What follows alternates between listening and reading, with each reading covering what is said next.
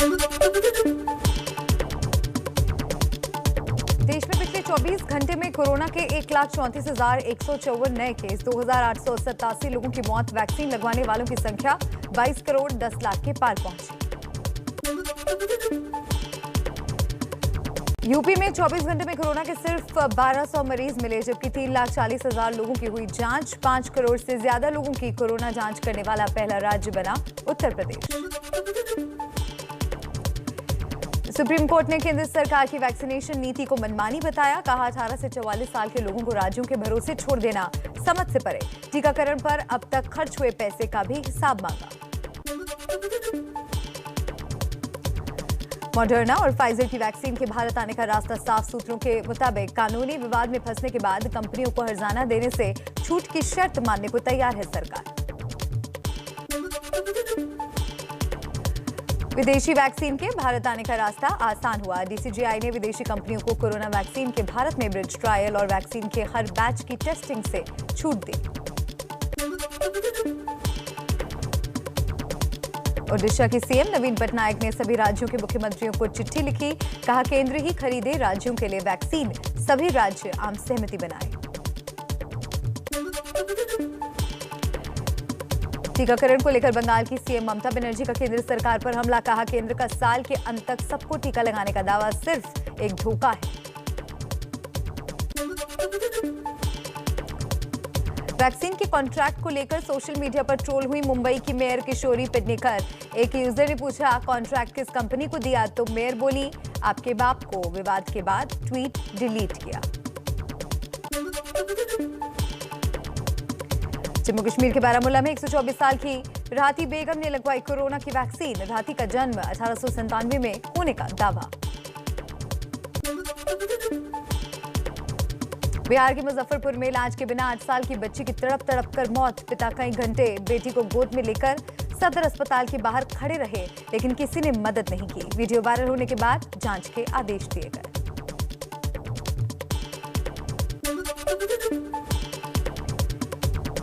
मुजफ्फरपुर के सदर अस्पताल में ही बिना कोरोना जांच इलाज से इनकार करने पर एक और बच्ची की मौत। बच्ची के गले में लीची का बीज फंस गया था। इमरजेंसी वार्ड में डॉक्टरों ने कहा पहले जांच कराओ फिर करेंगे इलाज।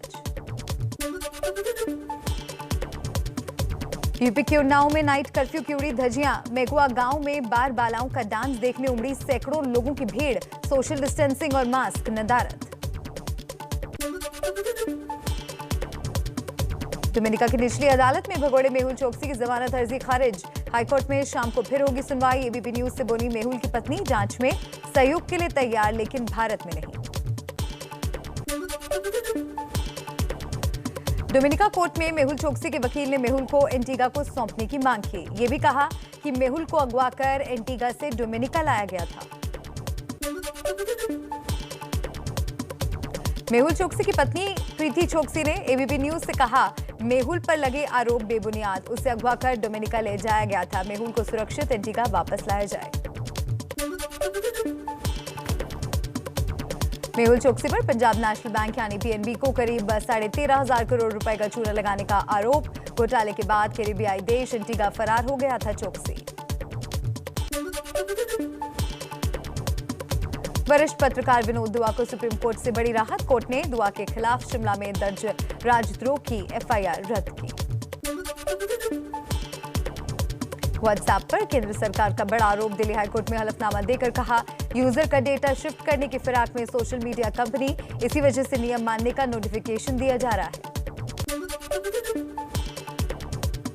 जम्मू कश्मीर के त्राल में आतंकियों ने बीजेपी पार्षद राकेश पंडिता की गोली मारकर हत्या की। बिना सुरक्षा दोस्त से मिलने जा रहे थे। गोलीबारी में एक महिला भी जख्मी।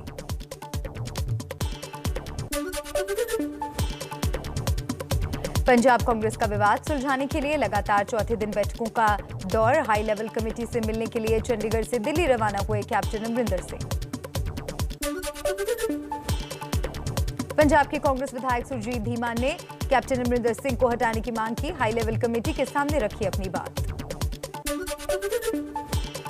कांग्रेस की सांसद और मुख्यमंत्री अमरिंदर सिंह की पत्नी परनीत कौर ने नवजोत सिंह सिद्धू पर साधा निशाना। कहा अपने क्षेत्र पर ध्यान दें, जो गिले शिकवे हैं उन्हें मुख्यमंत्री और हाईकमान के सामने रखें। नवजोत सिंह सिद्धू के खिलाफ अमृतसर में लगे पोस्टर, ढूंढने वाले को 50,000 रुपए इनाम देने का ऐलान।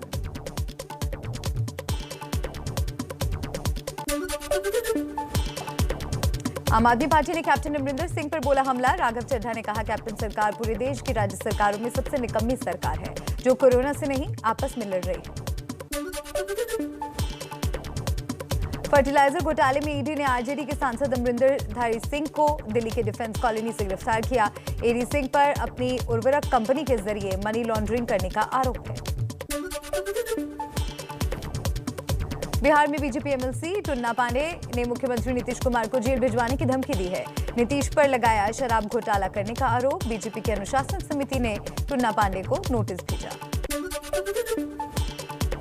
यूपी में योगी सरकार के काम की समीक्षा कर दिल्ली लौटे शीर्ष नेता आलाकमान को देंगे रिपोर्ट।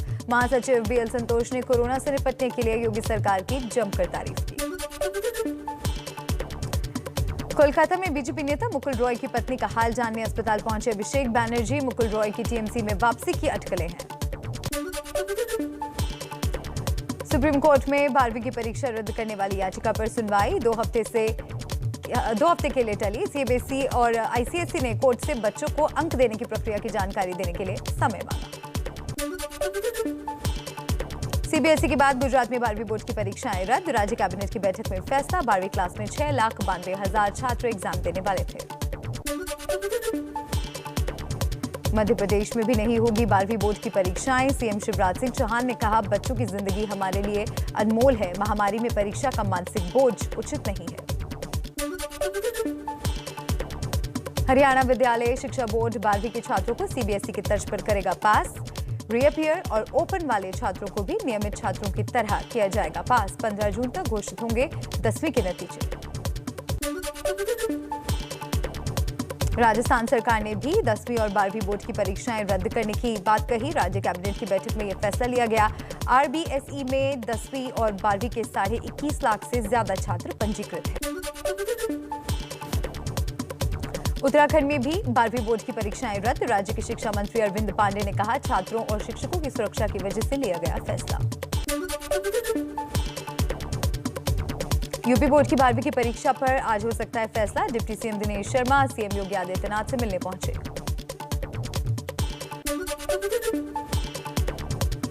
महाराष्ट्र सरकार ने 12वीं बोर्ड की परीक्षाएं टाली। शिक्षा मंत्री वर्षा गायकवाड़ ने कहा, राज्य आपदा प्रबंधन प्राधिकरण के सुझाव के बाद परीक्षा पर आखिरी फैसला होगा। बंगाल में 10वीं और 12वीं की बोर्ड परीक्षा और मूल्यांकन पर गठित हुई एक्सपर्ट कमेटी 3 दिन में ममता सरकार को रिपोर्ट देगी। हिमाचल प्रदेश में भी सीबीएसई की तर्ज पर रद्द हो सकती है 12वीं की परीक्षा। सीएम जयराम ठाकुर ने दिए संकेत। 5 जून को कैबिनेट की बैठक में फैसले की उम्मीद। कांग्रेस महासचिव प्रियंका गांधी ने ट्वीट कर राज्यों से छात्रों के हित में फैसला लेने की अपील की। लिखा, सीबीएसई की तरह राज्यों के बोर्ड को भी छात्रों के स्वास्थ्य को महत्व देना चाहिए। लद्दाख में छात्रों की परेशानी को देखते हुए बड़ा फैसला। सभी सरकारी स्कूलों के 6ठी से 12वीं तक के छात्रों को ऑनलाइन पढ़ाई के लिए दिया जाएगा मुफ्त टैबलेट। बिहार सरकार का बड़ा फैसला। लड़कियों को सभी मेडिकल और इंजीनियरिंग कॉलेज में 33% आरक्षण देने का ऐलान। कोरोना वायरस की दूसरी लहर में देश भर में 594 डॉक्टरों की हुई मौत। सबसे ज्यादा दिल्ली में 107 डॉक्टरों की गई जान। बिहार में डेथ ऑडिट रिपोर्ट में बड़ा खुलासा। कोरोना की दूसरी लहर में सबसे ज्यादा खून के थक्के जमने से हुई युवाओं की मौतें। 58 दिनों में 1052 लोगों की गई जान। यूपी के बरेली के टीके को लेकर अफवाह। कई गांवों में लोगों ने वैक्सीन लगवाने से इनकार किया। टीकाकरण के लिए स्वास्थ्य विभाग की टीम पहुंची थी। कोरोना काल में बदहाली का शिकार मुंगेर का सदर अस्पताल वार्ड में घूमते रहते हैं आवारा जानवर। दहशत में दिखे मरीज। सवाल पर अस्पताल प्रशासन ने साधी चुप ली। महाराष्ट्र सरकार कोरोना से अनाथ बच्चों के बैंक खातों में 5-5 लाख रुपए जमा कराएगी। राज्य कैबिनेट की बैठक में फैसला। राज्य में कोरोना से 162 बच्चे अनाथ हुए हैं। एमपी के अशोकनगर में विधायक ने अपने पैसे से बच्चों के लिए कोरोना वार्ड तैयार करवाया। वार्ड में इलाज की सभी सुविधाएं मौजूद।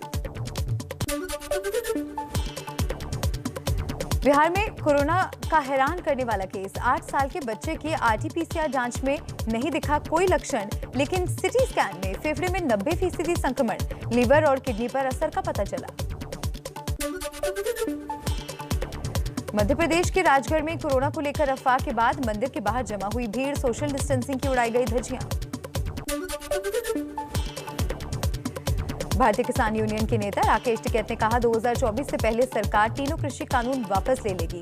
5 जून को कृषि कानून की प्रतियां चलाएंगे। भारत पाकिस्तान के बीच सीज फायर के 100 दिन हुए पूरे। 100 दिन से अंतर्राष्ट्रीय सीमा और एलओसी पर नहीं हुई कोई गोलाबारी। सेना प्रमुख ने कश्मीर में अग्रिम चौकियों का दौरा किया। कानपुर में पुलिस टीम पर बीजेपी नेता नारायण सिंह और समर्थकों का हमला। हिस्ट्री शीटर बदमाश मनोज को पुलिस की गाड़ी से छुड़ाकर भगाने का आरोप। नारायण सिंह की बर्थडे पार्टी में शामिल होने आया था बदमाश। यूपी के गोरखपुर में 3 बच्चियों का शव ईंट भट्टे के पास तालाब से मिला। कल घर से खेलने के लिए निकली थी बच्चियां, पुलिस ने शुरू की जांच।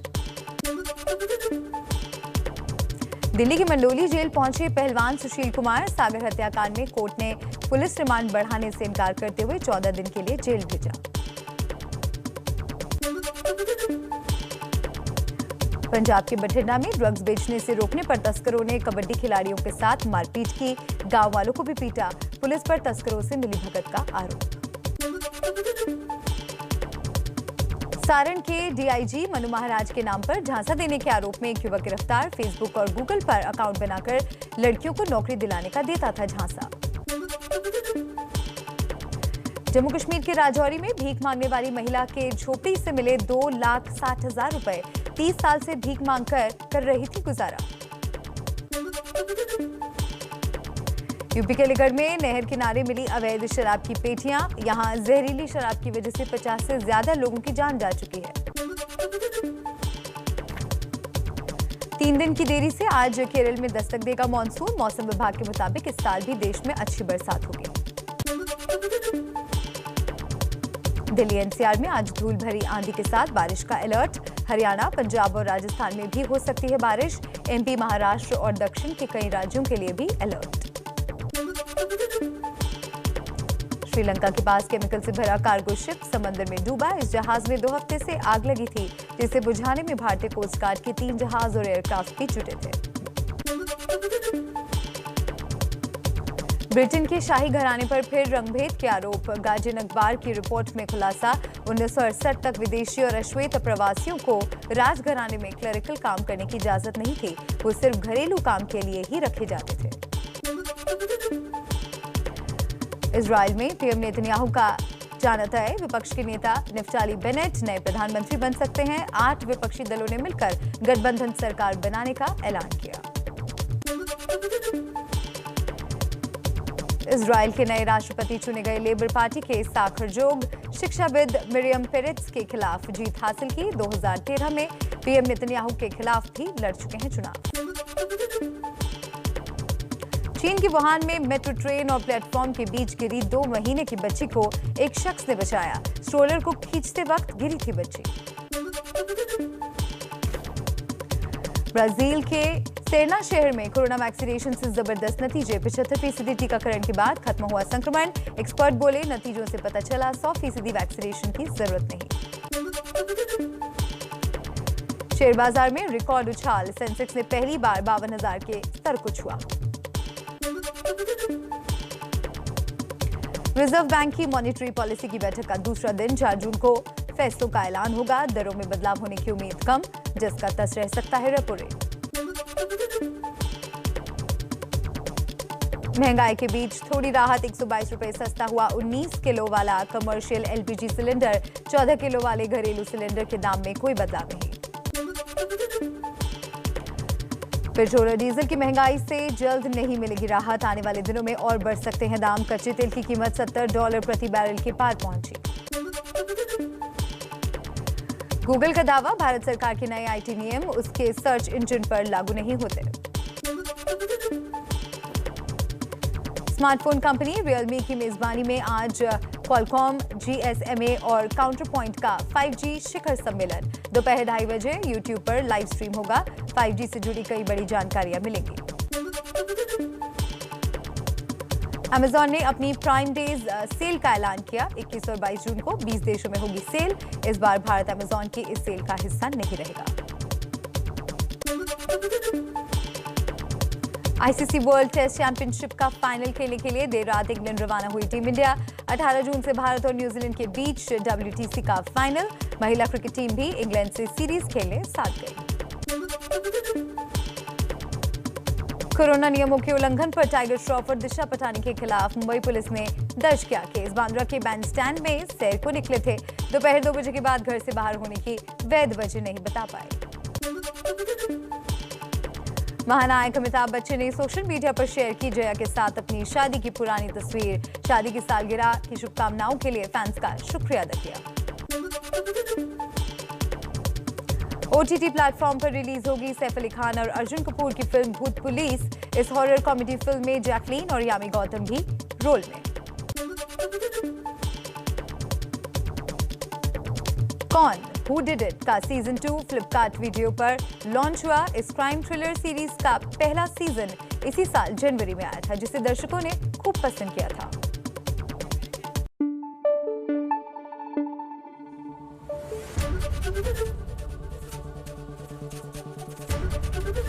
ABP न्यूज आपको रखे आगे।